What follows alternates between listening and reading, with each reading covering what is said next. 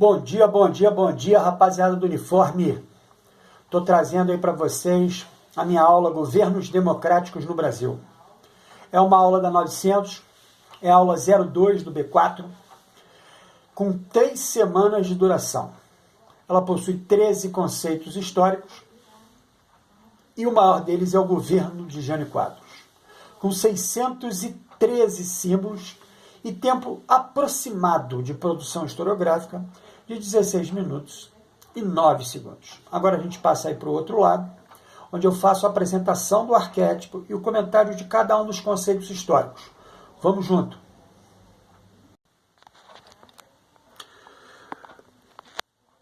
Muito bem, rapaziada.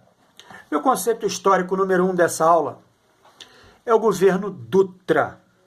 O resultado das eleições foi favorável ao candidato, então ministro da Guerra de Vargas, general Eurico Gaspar Dutra. Após assumir a presidência, entrou em vigor a 5ª Constituição do país. Seu governo foi marcado pela aproximação com os Estados Unidos e pelo fechamento do Partido Comunista do Brasil, e também pela repressão aos movimentos operários. No campo econômico, implantou o Plano SALT para estimular o desenvolvimento nos setores de saúde, alimentação, transporte e energia. Instalou a hidrelétrica de São Francisco e pavimentou a rodovia Presidente Dutra, que liga o Rio de Janeiro a São Paulo. Meu segundo conceito histórico dessa aula é o governo democrático de Vargas. Nas eleições de 1950, Vargas venceu os outros candidatos nas urnas, obtendo quase 50% dos votos. Em sua plataforma eleitoral, defendia a nacionalização da economia, incentivando a instalação de indústrias de base. Após ampla campanha no lema "O petróleo é nosso", criou-se em 1953 a Petrobras. Fundada como empresa de economia mista, detinha o monopólio da exploração e refino do petróleo do Brasil, restringindo a atuação de empresas estrangeiras à distribuição do produto. Instabilidade na economia.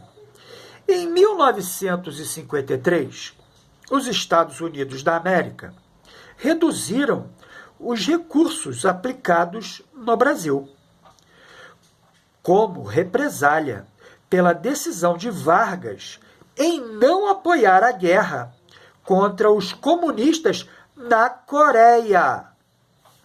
No mesmo ano, 300 mil trabalhadores se mantiveram em greve por cerca de um mês. Populismo varguista. Em fevereiro de 1954, João Goulart, então ministro do Trabalho, decretou aumento de 100% do salário mínimo. Getúlio suspendeu. Após, confirmando no dia 1º de maio.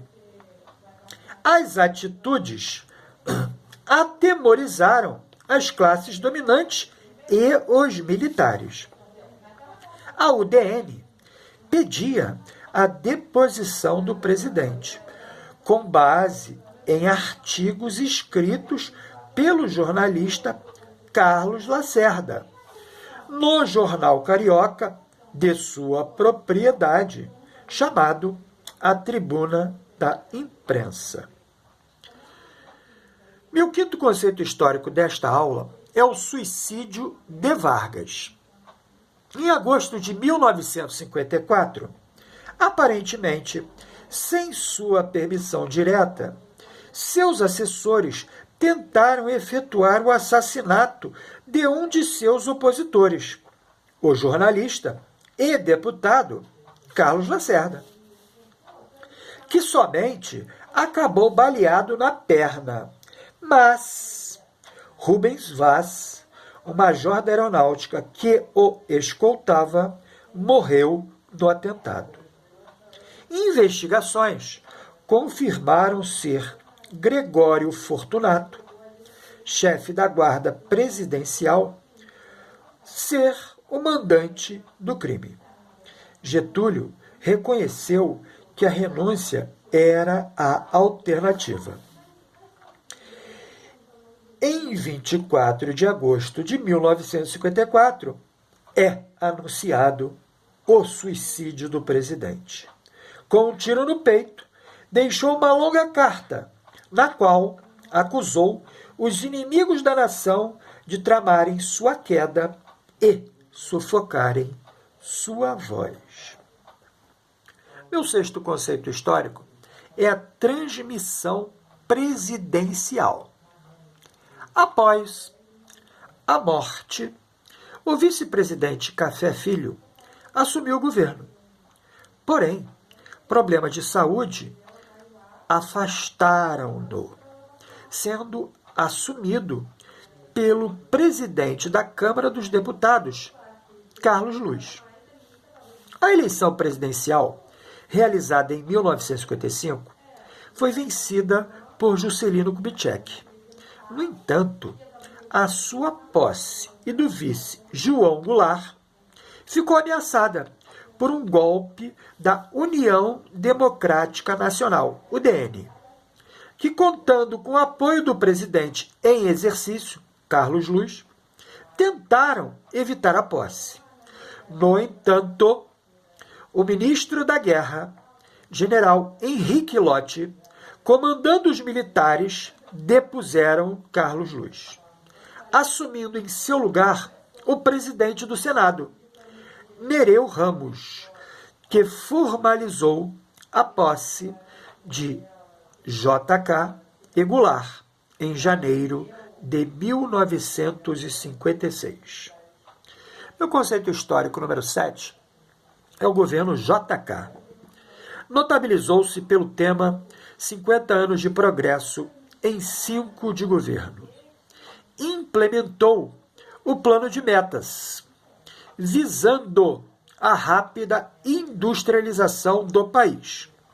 Atraiu multinacionais, concedendo-lhes vantagens.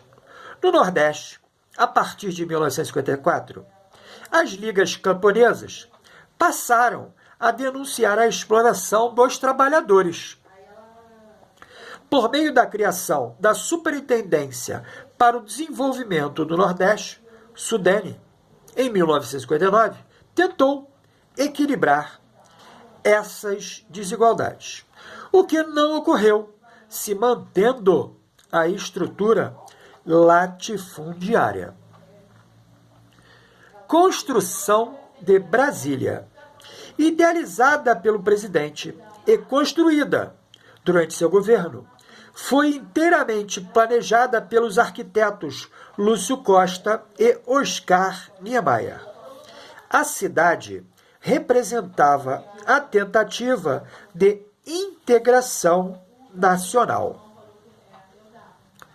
Governo de Jânio Quadros. Com a vitória do oposicionista Jânio Quadros nas eleições de 1960, para vice-presidente foi reeleito João Goulart, conhecido por Jango. Assim que Jânio assumiu o governo, prometeu varrer a corrupção do país, utilizando a vassoura como marca registrada de sua campanha eleitoral. Ao contrário da rigidez e do conservadorismo com que administrava o país internamente, Jânio manteve uma política externa independente, reatou relações diplomáticas com Cuba e China e apoiou oficialmente as lutas de independência nas nações africanas, subjugadas pelo imperialismo. Em 18 de agosto de 1961, recebeu Ernesto Che Guevara, um dos líderes da Revolução Cubana, e condecorou-o com a Ordem do Cruzeiro. Renúncia de Jânio. Em 25 de agosto de 1961, após 7 meses de governo, surpreendeu a nação ao renunciar à presidência da República, alegando que forças ocultas o obrigavam àquela decisão. Notem que aqui o João Goulart é o vice-presidente da República, mas eu apresento como o meu 10º conceito o plebiscito governamental, que vai fazer um interface com essa transmissão do poder. Como o vice-presidente João Goulart estava em visita oficial à China, foi empossado temporariamente Ranieri Mazzilli, presidente da Câmara dos Deputados.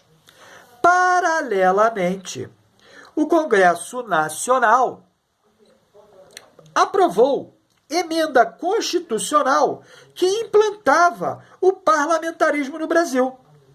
Consequentemente, previa a realização de um plebiscito em 1963, onde a população escolheria a permanência do parlamentarismo ou o retorno do presidencialismo.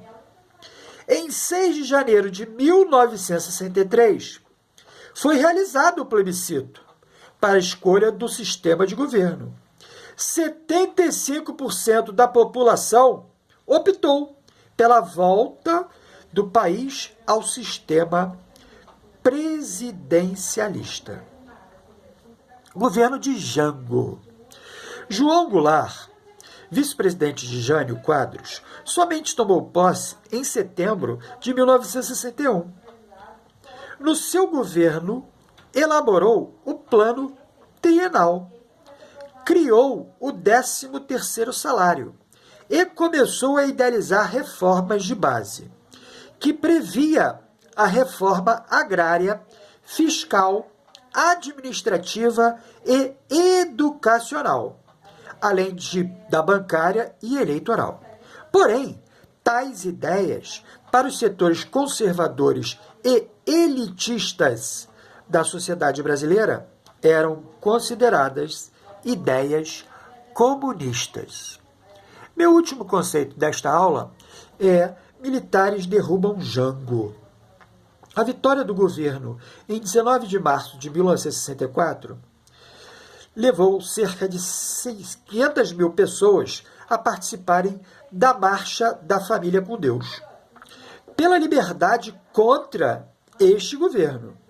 Uma semana depois, promoveu-se um levante contra punições disciplinares da Marinha, em que João Goulart havia anistiado os rebeldes, o que provocou reação do alto comando das Forças Armadas. Considerado muito tolerante com o ato de indisciplina e, portanto, incapaz de administrar a nação.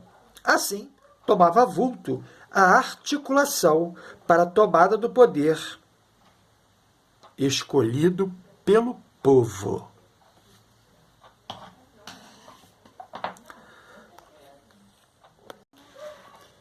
E assim, rapaziada da 900, eu termino meu comentário sobre a aula Governos Democráticos no Brasil. E agora a gente passa aí para o outro lado, para a escrita da história, onde os senhores autonomamente vão fazer esse processo de repensar e, consequentemente, aprender a história. Nos vemos na próxima.